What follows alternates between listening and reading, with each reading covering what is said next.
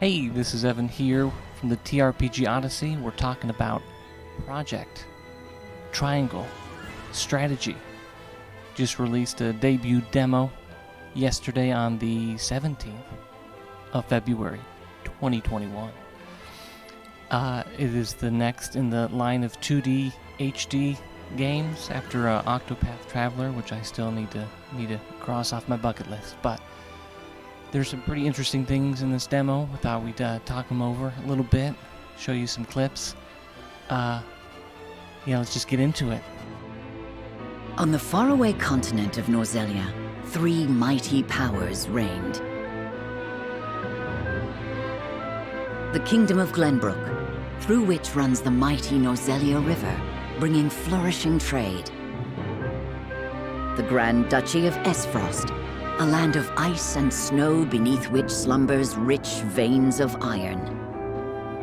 And in the desert, the holy state of Hyzant, home to the lake from which is harvested the salt essential to life. With each nation controlling one vital resource, conflict between these three powers was all too common. So, first thing I noticed right off the bat, even before your first battle, they give you a lot of story, kind of drop you right in at chapter 6, and you're already level 8. So they're skipping kind of the first batch of the game, putting you right in the action. Uh-oh, I peeked there a little bit. Right in the action. And another interesting thing you don't see, something I've been thinking about a lot in tactical RPGs, is there's not a lot of exploration in most tactical RPGs, and this one actually does. Let you explore the battlefield right before you battle, and I think each of the missions, and you can find little treasures that might help you on the way, some curatives, some potions and such, and also you need to do it. There's also another system called the Scales of Conviction, which we'll get into in just a second. But it was pretty cool that you could go around these little battlefields before your first battlefield, kind of scope it out. I didn't realize you could move the camera as much as you could, so I actually think I missed something. Because during the battle, I realized I knocked somebody off of the other side, and they dropped to where a ladder I could have gone but didn't see. So, if you're playing this game, move the camera. It's pretty cool. And the first battle, pretty easy, just kind of eases you into it. But the second battle, and there's kind of two divergent paths. That's where the Scales of Conviction come in, where you have a ability to see where the story goes, and you get to vote, and you can also persuade some of your party members to vote with you by collecting information in the town. Pretty interesting mechanic. Makes me think, because I never played Octopath. I know obviously that can go in 8 directions or so. So this game seems to be a pretty non-linear type of thing, but I have a feeling most of the storylines probably crisscross a little bit. But you play as King, you kind of play as all the party members. It kind of seems like the main protagonist is Lord Wolfart.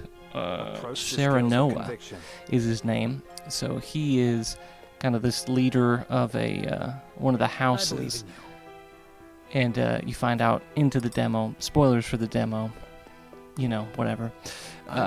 Your dad is sick, so you're essentially acting lord at this time, and you're tasked with protecting, or you can also choose to give away King Roland. So King Roland, right at the beginning, his dad and his older brother, who would in succession, for the succession, I agree, were both killed and offed.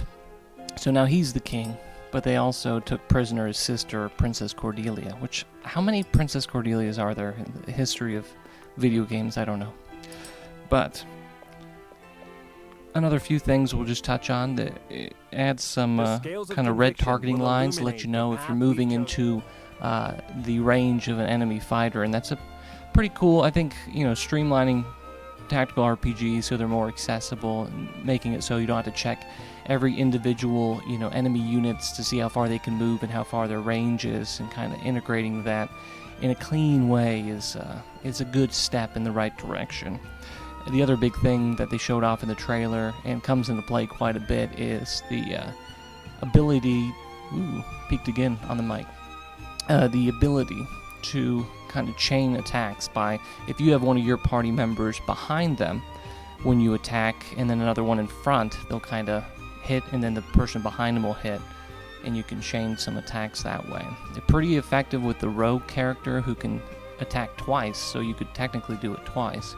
But the rogue I found most effective is a character class where since you get 2 moves, you can attack, and then they also have an ability where you can just disappear, which is kind of broken, but if they get close enough in the line of sight of an enemy unit, they lose that, but it still wastes the turn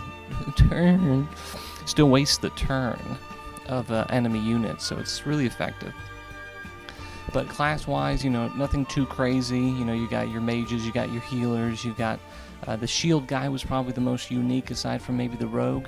He was pretty cool. He could bash people, and kind of like the tackle mechanic in Final Fantasy Tactics, where you have a higher chance of, pushing them back. He's kind of all about pushing them back and kind of, drawing aggro. So pretty cool stuff there.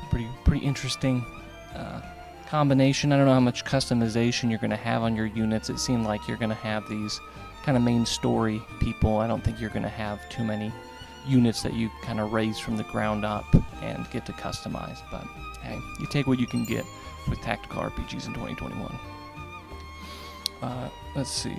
Yeah, first battle, like I said, pretty easy. Then the second one, you can go on the 2 diverging paths. There's one where you choose not to give back King Roland to the evil Frosty army Empire. may not stop Frosty. at the capital. Yeah, the Frosties.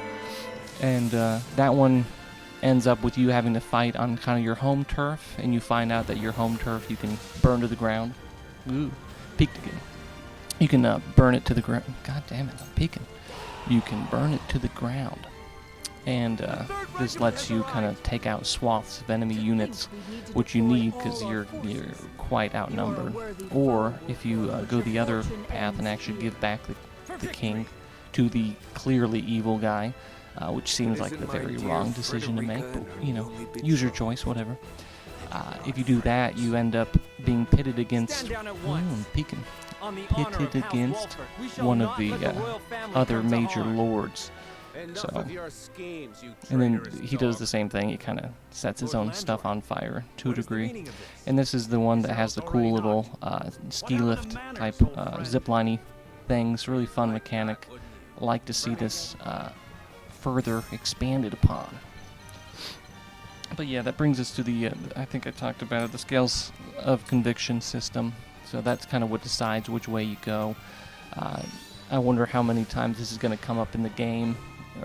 And I wonder if there's a way to easily switch between it so you don't have to like save before each time and replay it like 1,000 different times to see every single ending. I hope they do a Tactics Ogre, what was it, the Wheel of Fate or something, where you could go back and you could kind of plop yourself into each timeline, and you don't have to play through the entire game over and over and over again. You can just go back to a point where it diverges. A point where it diverges and go from there, which is pretty cool if it does that. But I'll look into it. It splashed up the names of the designers and everybody at the end of the demo, so I'll do a little research and maybe plug in some stuff at the end to show what else they worked on. I assume it's just the main team from Octopath Traveler, but it might not be. Who knows? We'll find out in just a second. But that's the main thing I wanted to touch on. I'm very excited about this game. I bet you are too if you like tactical RPGs like me. But yeah, pretty good, pretty interesting. Pretty long demo, honestly. Pretty long, honestly. It took me about 5 hours, but I stopped a few times so the music would loop. Oh, I don't need that. Stopped a few times so the music could loop, so I could use it in this little mini review, demo review. I'm working hard on my Final Fantasy Tactics review, so I gotta get back to that, but this seemed like a pretty huge deal.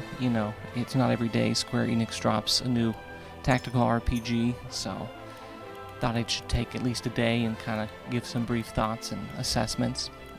If you'd like to see this kind of coverage on other games, well, too bad, because I don't think there's that many other tactical RPGs that are dropping demos these days, but, let me know. That's about it.